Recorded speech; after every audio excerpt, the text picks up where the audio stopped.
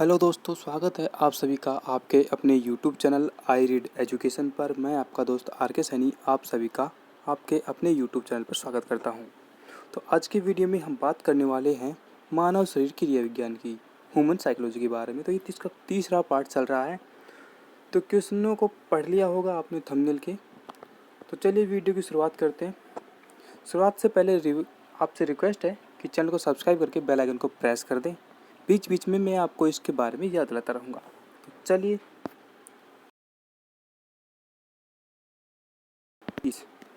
पिछले वीडियो में हमने 29 क्वेश्चन कर लिए हैं। 30वां यहाँ से स्टार्ट करते हैं। तो ये तीसरा पार्ट चल रहा है इसका। चैनल को सब्सक्राइब कर ले। तो चलिए, मानव शरीर में भोजन का रक्त द्वारा अवशोषण कहाँ सर्वाधिक होता है? तो पहला ऑप्शन दे रखा है आपका यकृत, दूसरा आमाशय, तीसरा छोटी आंत, चौथा बड़ी आंत। तो इसमें हमारा आंसर होगा, पिछले वीडियो अगर आपने देखे हैं तो आप इसका आंसर आराम से निकाल लेंगे। फिर भी हम आपको इसका आंसर बताते हैं। इसका आंसर होगा छोटी आंत। सबसे अधिक अवशोषण छोटी आंत में होता है। तो सी ऑप्शन आपका यहाँ पर बिल्कुल सही हो जाएगा। क्वेश्चन नंबर 31 में पूछा है, प्रोटीन का पाचन कहाँ से प्रारंभ होता है? तो पहला छोटी आंत, दूसरा दे रखा है आपका मुख कुआ, तीसरा ग्रासनली और चौथा उदर। तो यहाँ पर हमारा आंसर होगा उदर। तो डी ये ऑप्शन आपका यहाँ पर बिल्कुल सही हो जाएगा। क्वेश्चन नंबर 32 में पूछा है आपके, आमाशय द्वारा स्रावित रस भोजन को आसानी से पचा लेते हैं, लेकिन आमाशय स्वयं इन पाचक रसों से अप्रभावित रहता है क्योंकि पहला ऑप्शन दे रखा है आपका यहाँ पर इसके आंसर के रूप में, आमाशय की दीवार श्लेष्मा के द्वारा सुरक्षित रहती है, दूसरा यह कठोर कोशिकाओं का बना होता है, तीसरा यह स्टील की बनी होती है, चौथा उपर्युक्त में से कोई नहीं। तो यहाँ पर आपने अगर 7वीं 8वीं क्लास में पढ़ा होगा तो आप इसका आंसर आराम से निकाल लेंगे। फिर भी हम आपको बताते हैं, इसका आंसर होगा आमाशय की दीवार श्लेष्मा झिल्ली के द्वारा सुरक्षित रहती है। अगर ये दीवार नष्ट हो जाए तो आमाशय हमारे शरीर का भी पाचन कर देगा, पूरे शरीर का। तो ये बहुत ज़रूरी होती है इसकी रक्षा के लिए, इसी से ये सुरक्षित रहती है। वरना हमारे आमाशय के द्वारा इतनी शक्ति होती है कि पाचन करने के लिए कि पूरे शरीर का भी पाचन कर सकता है। तो ये क्वेश्चन आपको आराम से याद हो जाएगा, भूल नहीं पाओगे इसको। श्लेष्मा झिल्ली के द्वारा सुरक्षित रहता है। चलिए, क्वेश्चन नंबर 33 में पूछा है, पचे हुए भोजन में मौजूद विषैले पदार्थ का कौन सा अंग चूषण करता है?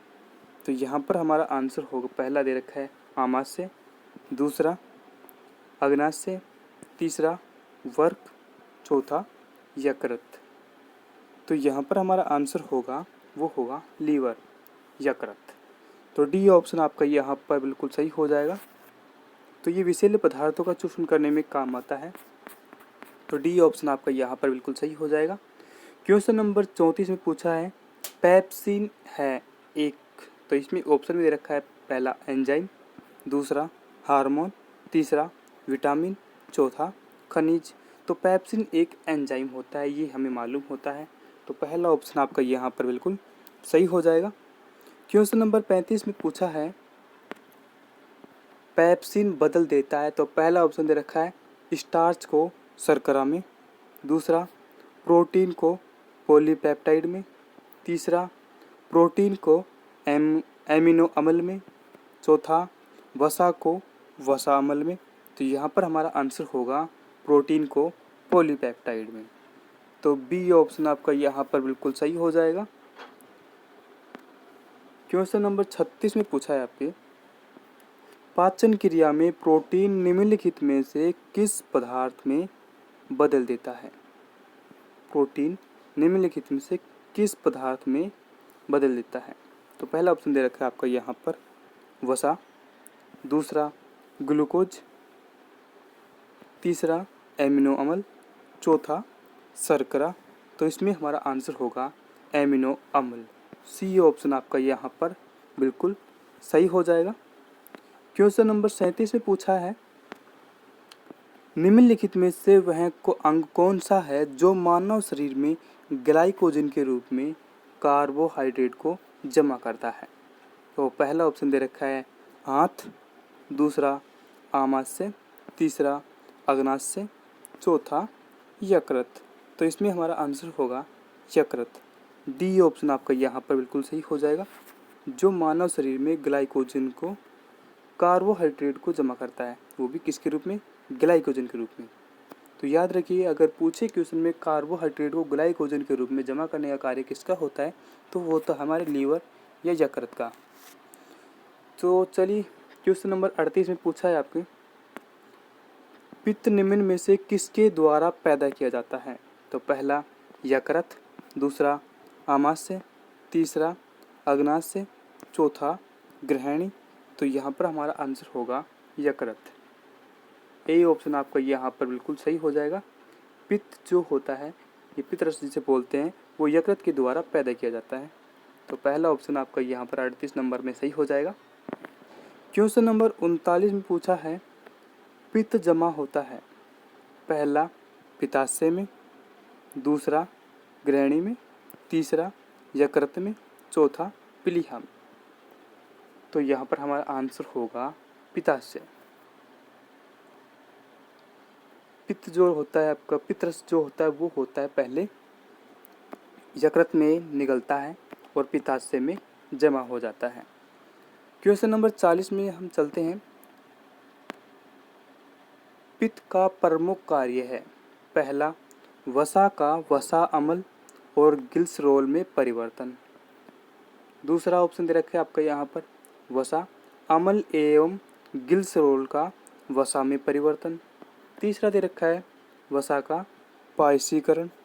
चौथा ऑप्शन दे रखा है आपका उपर्युक्त सभी। तो इसमें हमारा जो आंसर होगा वो होगा वसा का पायसीकरण या इमल्सीकरण। ये पित्तरस का प्रमुख कार्य होता है या पित्त का प्रमुख कार्य है, जिसे बिल बोलते हैं या बाइल, जो भी आपको बोलो। तो सी ऑप्शन आपका यहाँ पर बिल्कुल सही हो जाएगा। क्वेश्चन नंबर 40 में सी ऑप्शन को करेक्ट कर लेना।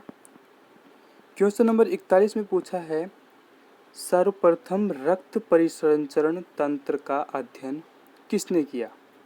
पहला लैंडस्टीनर ने, दूसरा कारणबर्ग ने, तीसरा ब्राउन ने, चौथा हार्वे ने। तो यहाँ पर हमारा आंसर होगा हार्वे। सर्वप्रथम जो रक्त परिसंचरण तंत्र का अध्ययन किया था वो थे हार्वे। तो टी ऑप्शन आपका यहाँ पर बिल्कुल सही हो जाएगा। क्वेश्चन नंबर 42 में पूछा है, पेसमेकर का संबंध किससे है? पहला गुर्दा, दूसरा दिमाग, तीसरा फेफड़ा, चौथा हृदय। तो यहाँ पर हमारा आंसर होगा हृदय। ये बहुत ही इम्पोर्टेंट डिवाइस होता है, ये हम ऑपरेशन के द्वारा लगाते हैं।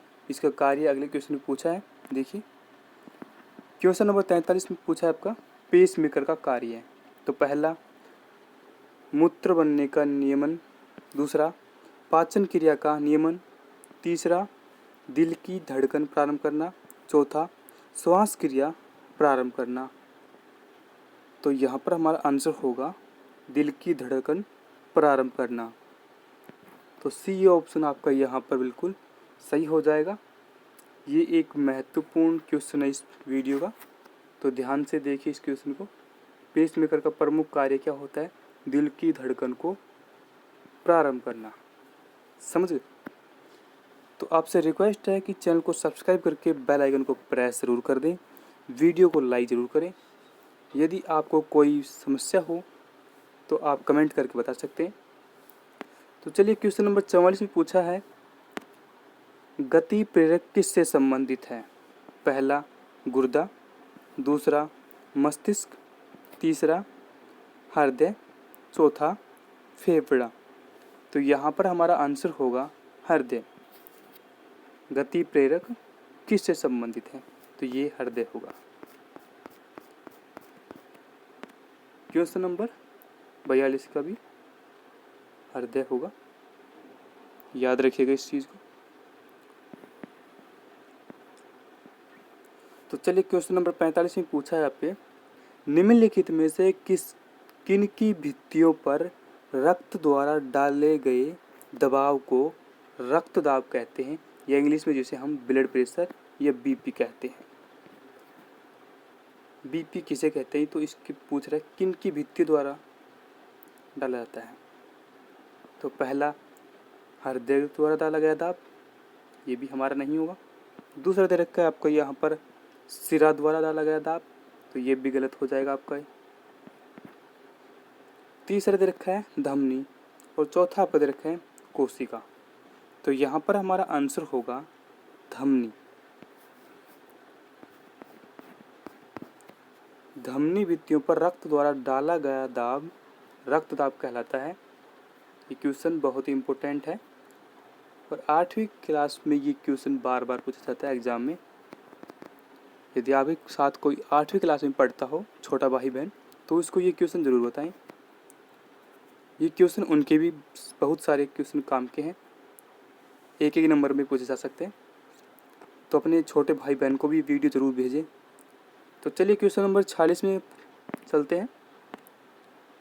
सोते समय रक्त दाब में क्या परिवर्तन होता है? पहला बढ़ता है, दूसरा घटता है, तीसरा पहले घटता फिर बढ़ता है, चौथा आपका दे रखा है पहले जैसा रहता है। तो इसमें हमारा आंसर होगा घटता है।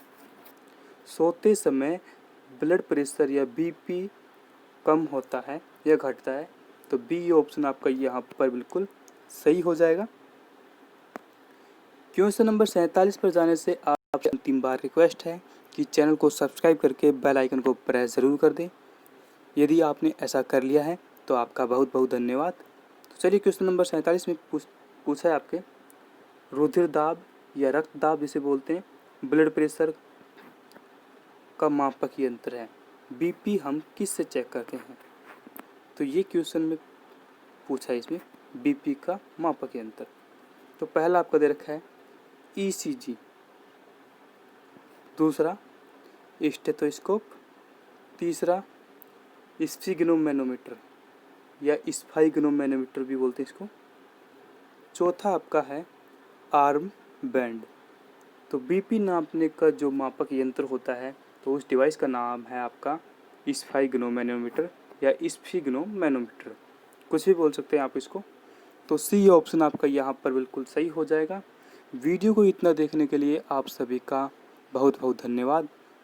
चैनल को सब्सक्राइब करके बेल आइकन को प्रेस कर दें।